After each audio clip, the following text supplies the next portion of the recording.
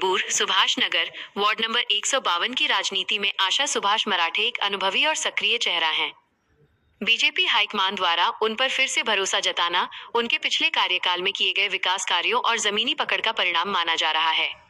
विपक्षी खेमों में हलचल और अपनी जीत के संकल्प को लेकर आशा मराठे के विचारों का सार कुछ इस प्रकार है। आशा मराठे का स्पष्ट मानना है कि जनता केवल नारों पर नहीं बल्कि ठोस कार्यों पर भरोसा करती है।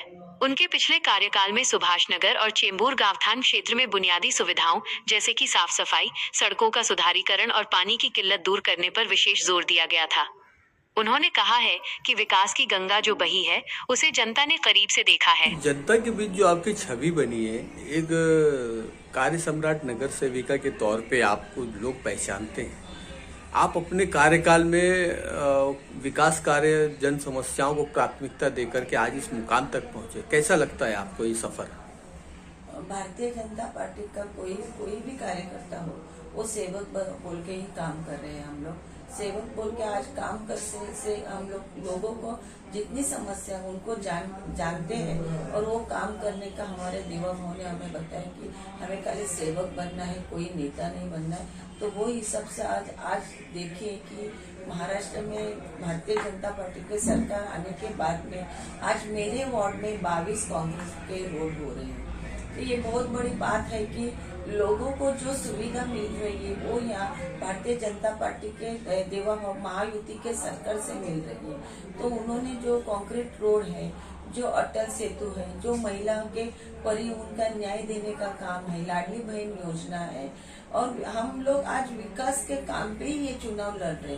हम कोई ये नहीं है, हम लोग को खाली विकास करने का है और लोगों को जी समस्या उनको सेवा करके हम लोग उनको सेवा देंगे। समस्या घंटा लगेगा तो लोगों के काम रुक जाते हैं, तो वो वैसा नहीं होके लोगों का ट्रैफिक का इश्यू है वो सुलझाना है। वन में है, जहाँ पे वन में होता है वहाँ पे वन में ही लोगों पे जाना है। क्यों अभी आपको मालूम है अमर जी, सूजी, ये लोग लड़के बहुत ऐसे जाते हैं तो लोगों को बहुत तकलीफ होती है। मैंने सोसाइटी का भी मीटिंग लिया, तो वो हिसाब से हमको वो उसके ऊपर भी काम करना है। चुनौती आप किस तरह से देखते हैं अपने विरोधी और जो प्रतिद्वंदी आपके साथ खड़े हैं? क्या लगता है आपको कितनी चुनौती और टक्कर का सामना करना पड़ेगा? आपका किससे, कौन सी राजनीतिक दल से आपका मुकाबला है? अभी तो यहाँ पे तो मशाल नहीं है। उन्होंने मशाल गए टाइम में शिवसेना मेरे सामने खड़ी थी, लेकिन हमारे अभी सिंधेगढ़ से हम लोग यूपी में लड़ रहे। अभी यहाँ तो मनसे को टिकट मिला है, कांग्रेस और बहुजन ये वंचित की उनका युति है, तो कांग्रेस को मिला है और अपक्ष कोई है। तो वो हिसाब से मैं कोई भी सामने रहने दो।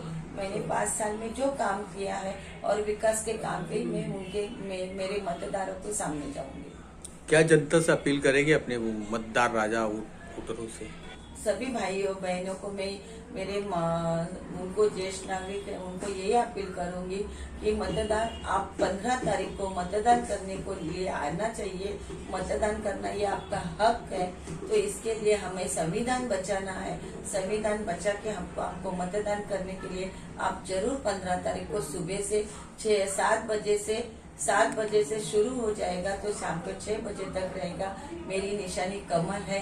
भारतीय जनता पार्टी से मैं ये महायुति की तरफ से मैं ये चुनाव लड़ रही हूँ।